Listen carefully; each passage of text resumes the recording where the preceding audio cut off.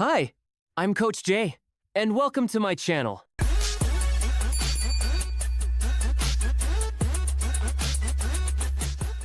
Love is messy, and saying I love you is even messier. May mga tao na sinasabi lang ito for convenience.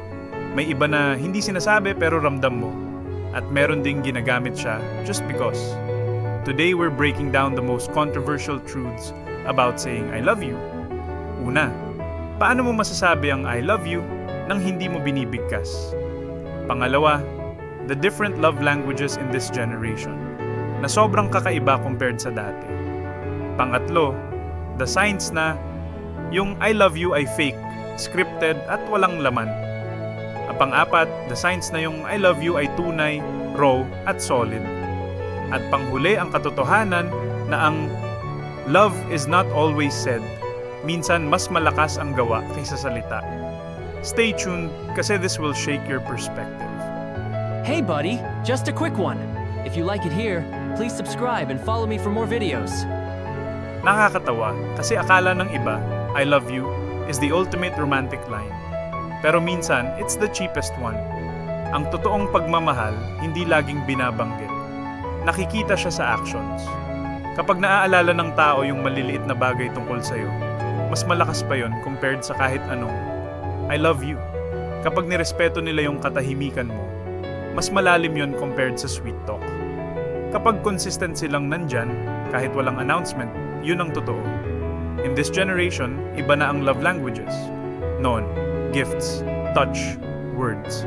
Ngayon, memes, playlists, random tags sa reels, minsan emoji lang. Nakakatawa pero totoo. Love evolves. Pero ang essence pareho pa rin. Effort may consistency. Presence. Ang fake I love you naman ay madaling makita.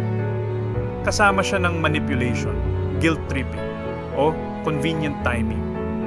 Yun yung I love you na nawawala kapag nahihirapan na. Yun yung parang script, hindi puso. Pero ang tunay na I love you, steady siya. Hindi loud, hindi dramatic, pero undeniable. Yun yung nandyan sa gitna ng pagsubok at pangit na moments. Hindi kailangan ng audience at ramdam mong safe ka. Love is not always said.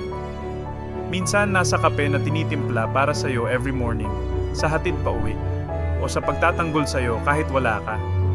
Words are cheap, actions are expensive.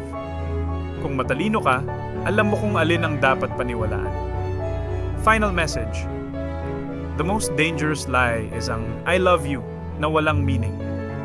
The most powerful truth is love na ipinapakita kahit walang salita.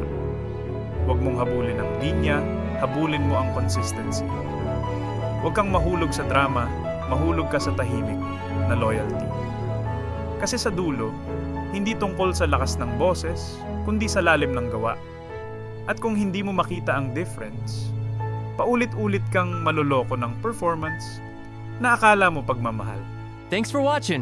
Don't forget to subscribe and follow me for more videos.